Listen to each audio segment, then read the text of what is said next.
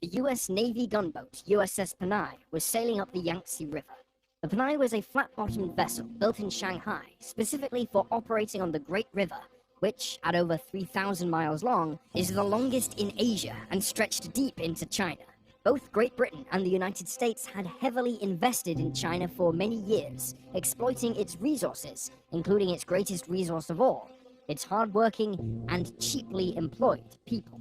Indeed, many cities in China, like the capital of Nanking, had foreign districts built along the same lines of suburbs in Washington or London. The Panay was one of a number of vessels employed by the Western powers operating in Asia to protect their interests in the increasingly destabilized region. However, China was not a unified country and had been in the grip of an ideological power struggle since 1927, fought between the government and the Communist Party of China.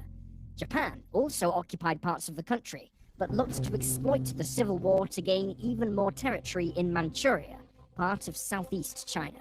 And so, in 1931, Japan manufactured a terrorist attack against a Japanese railway line. This was then used as a precursor for an invasion, which saw China surrender Manchuria to Japan. But skirmishes continued until the summer of 1937, when Japan finally launched a full-scale invasion.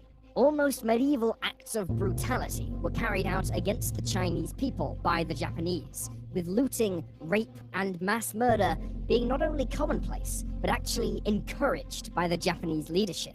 In one shocking incident, 2 Japanese officers held a competition to see who could decapitate 100 people with a samurai sword the fastest, with the incident being well publicized in Japan.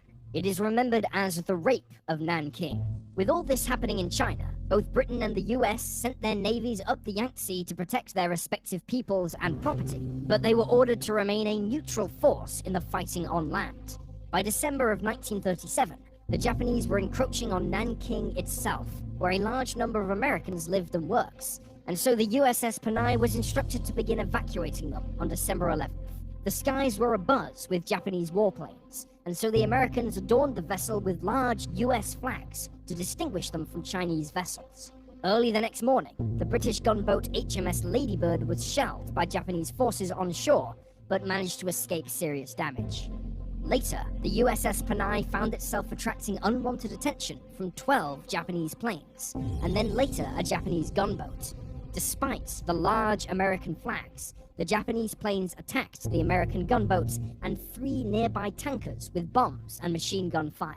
Over 50 civilians and crew on board were wounded and then rescued by HMS Ladybird and HMS B as the Panay sank, while 3 Americans, Charles L. Ensminger, Carl H. Carlson, and Edgar C. Hulsebus, were killed in the attack, alongside an Italian reporter.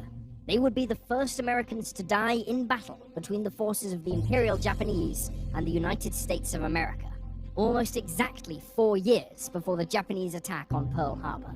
In this, the second of our 2-part special on the Second World War, we're going to examine how the entry of the United States into the war changed its course forever, and how the Allies finally turned the tide on the Axis powers.